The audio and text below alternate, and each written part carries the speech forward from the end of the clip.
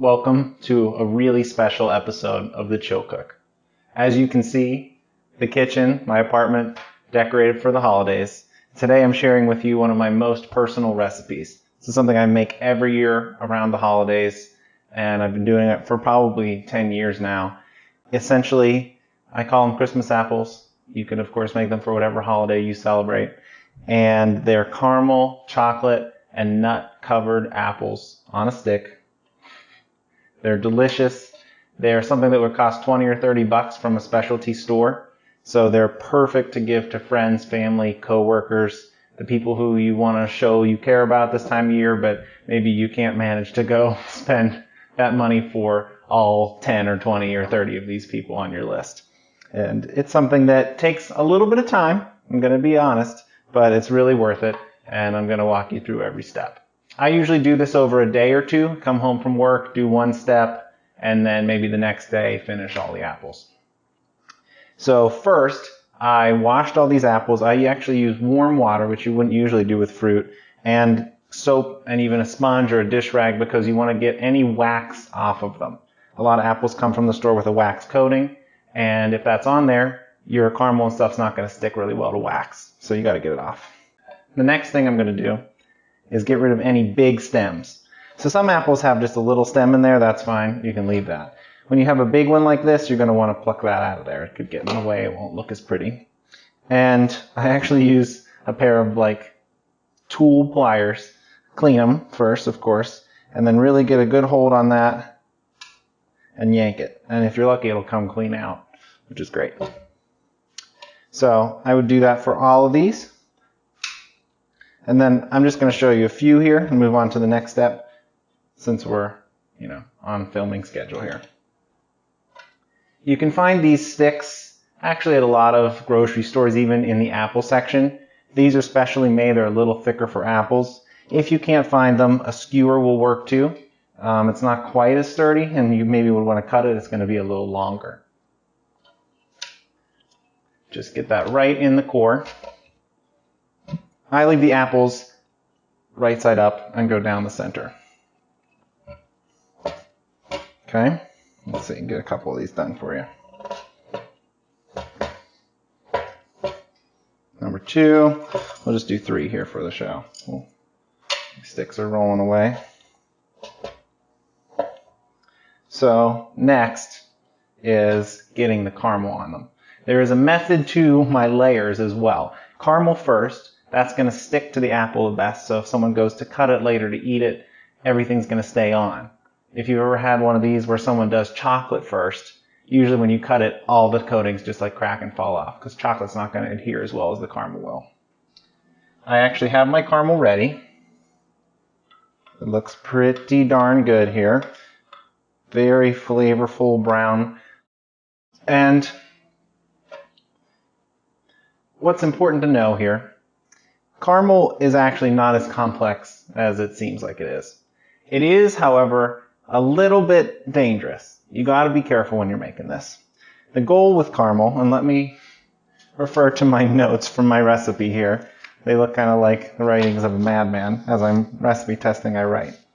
Around 320 degrees Fahrenheit is where you're going to start to get the browning, which makes the caramel color and which adds flavor and makes it taste like caramel instead of just sugar.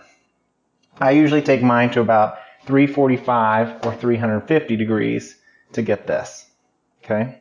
So what I did is I put 3 cups of sugar, a half cup of light corn syrup, and a half cup of water in here, stirred it, put a lid on it, and put it on medium-high heat.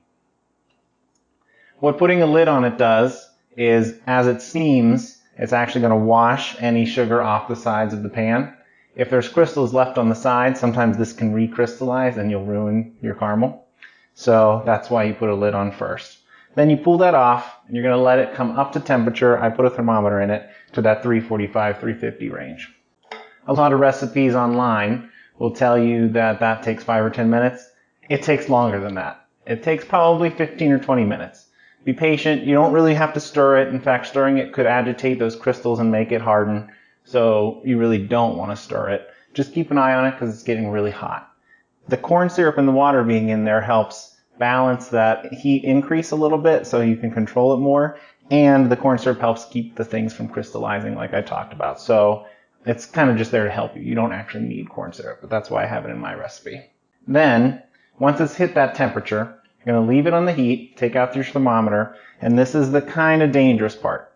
You want room temperature 1 cup of heavy cream, and you're going to slowly drizzle it in.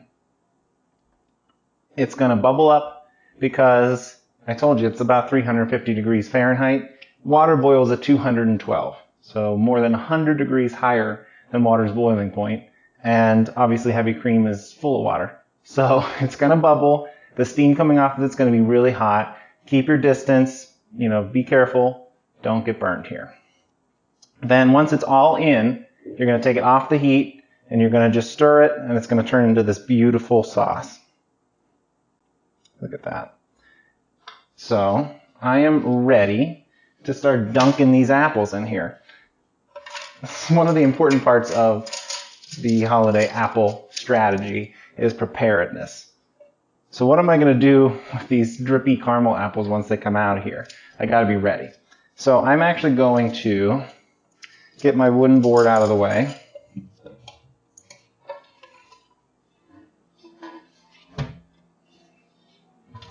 Put it back there. And I'm going to put down some just regular plastic wrap right on my counter, just so I have a clean surface that I don't have to worry about getting sticky caramel off of later. Get it right down. Make sure it's kind of stuck nice so it's not going to give you any trouble. Alright, now it's actually time to dunk.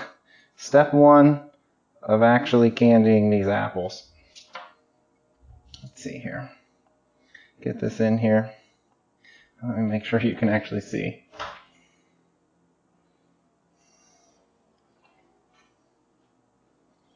Get this in. You don't have to go all the way up with caramel because we're going to come back with chocolate later. Drizzle as much excess off as you can. You don't want this layer to be too thick when you're eating it. Plus, we got to make this caramel work. Make it enough for all of these apples. Look at how beautiful and shiny. Wow, that's nice. And it's already hardening a little bit. You saw how it kind of stopped dripping off of the bottom there. That means this is going to be a real good caramel apple. We'll do another one here. And this is about how far I normally go up. Leave some apple exposed on the top with the caramel layer. Again, drip off excess. It already starts to thicken there. And onto your plastic wrap. Beautiful. So I'm going to just keep going and caramel the rest of these apples. And we've still got actually like 3 more layers to go. We got milk, semi-sweet chocolate next. We have nuts that we're going to put on while the chocolate is still wet. Chopped walnuts. And then finally a really light drizzle of melted white chocolate to finish these off. I carameled all my apples and then I put them in the fridge on saran wrap on just the normal fridge shelves. That's a great stopping point. You can leave that in the fridge overnight, actually up to multiple days. Come back and do the next step. Next step is chocolate and also nuts. What I've done, I've got a big glass bowl in a pot full of water, just a couple inches of water in there.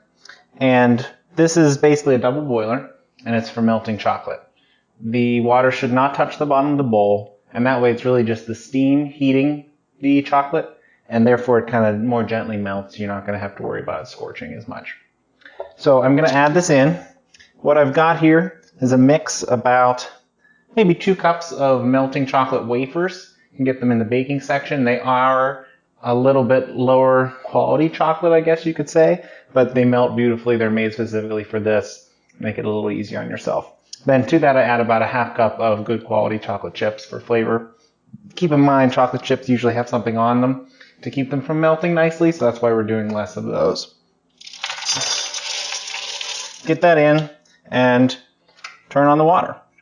You don't need it to boil, just maybe get a little bit of a simmer going heat-wise. If you go heavy on the chocolate and you need some more based on how many apples you're making, you can just add more right in even after it's melted. It'll just melt in. While we're waiting for that to heat up, I'm going to chop up these nuts. I always find that I need more than I think I will, so we'll see how this goes. This is about a cup. You can chop them pretty finely.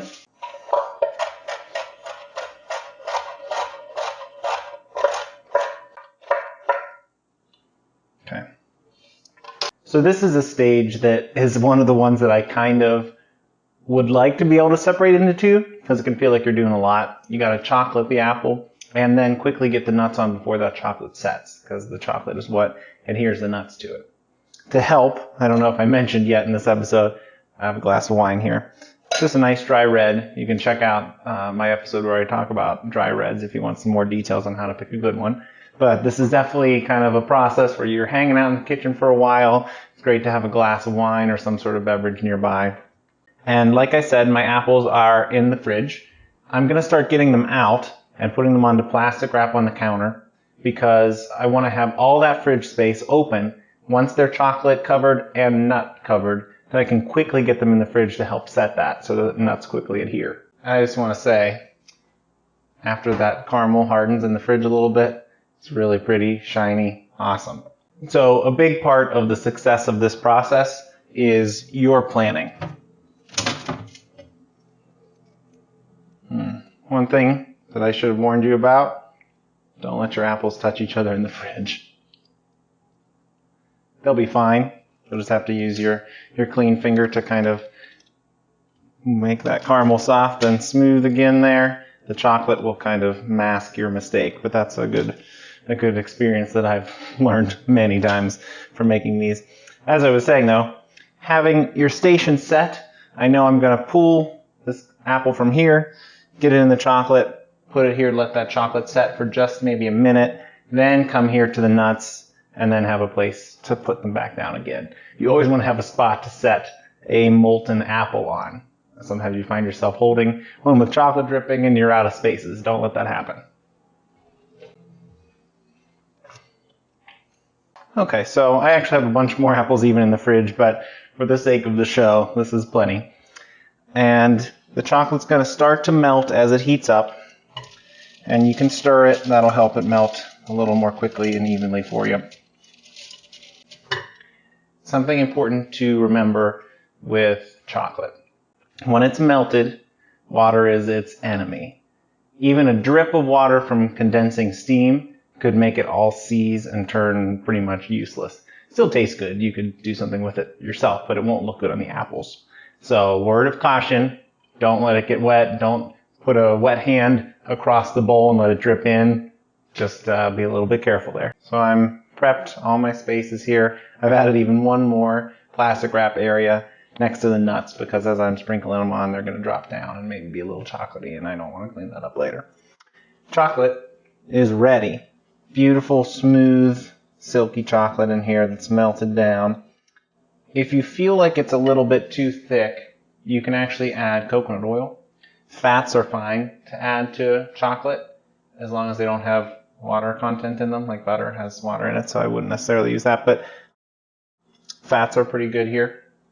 And so the coconut oil will thin it a little bit because that's a lot more liquidy at a higher temperature. I just use this chocolate as is and use my spatula and kind of scrape extra off. That's one of the beauties of this process and the way I've kind of designed the apple is on top of this layer there's going to be nuts and then a drizzle of white chocolate, and you're going to cover up any imperfections really. So it's hard to make these look anything other than beautiful. So let's go ahead and get one in here. So I'll do a quick roll, get it to stick as much as I can, and then my process is kind of just a spiral spin move here.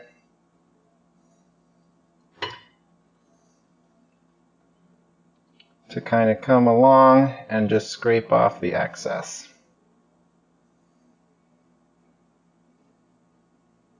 We'll end up still a nice, fairly smooth surface here. you won't have a ton of extra chocolate on top. You don't want it to be too thick of a layer. And you don't have to worry about thinning the chocolate out this way. Okay? So, it's not like a perfect smooth layer. That's okay. I'm going to set it here, but not for long. I can go do another one. But if you have that set completely, you won't be able to get your nuts stuck on there.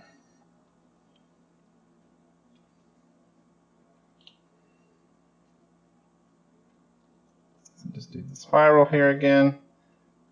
Smooth that out. Don't get any layer area too thin on the layer here. A nice even coat.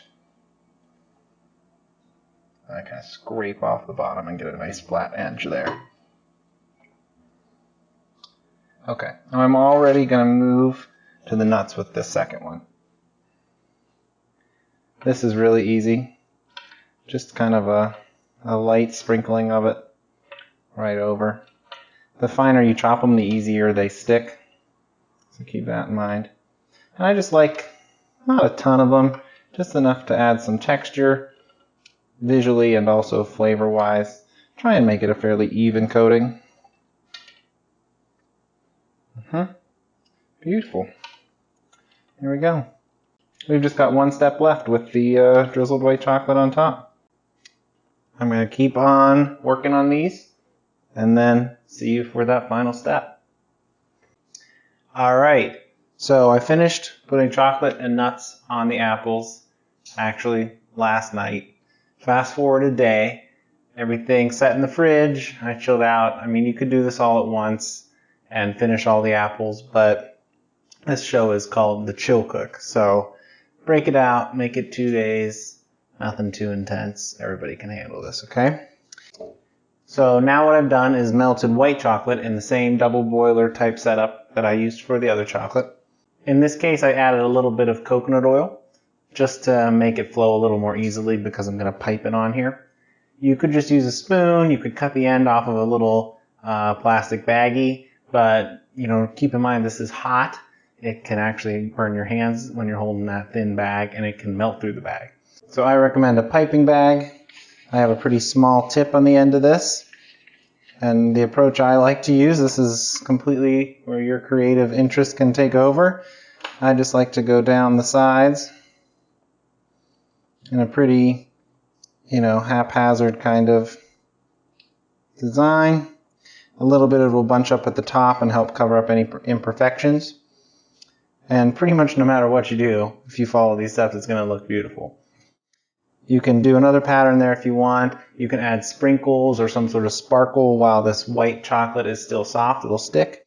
Really make it super Christmassy. And then I just put it into like a plastic goodie bag, gift bag type thing. I like to get one that's 5 inches wide at the bottom. Okay, so like 5 inches wide here, because these apples get pretty big and they can be hard to fit into the plastic bag. These usually come with a twist tie, so I put that on top of there. And then I just get some really basic like twine and do a little bow on there. Nothing too fancy or crazy. This is, like I said, the Chill Cook. So easy going, little bow on there. You're ready to give a gift to everybody on your list. And so this is my first holiday here on the Chill Cook. I'm really excited to share this special recipe with you. This is something that I've been making for, honestly, probably almost a decade. And I love to give them out to friends and family, neighbors. It's something that's cost effective if you like to make things yourself. It's heartfelt, it's not just from the store. And it tastes awesome. So, I don't know. It's a win-win-win as far as I'm concerned. So thanks for checking out the Chill Cook, this special first holiday episode. Follow us on Instagram at The Chill Cook as well as Facebook. And visit our website, thechillcook.com, for lots of other episodes, recipes, all kinds of good stuff. Happy holidays from The Chill Cook.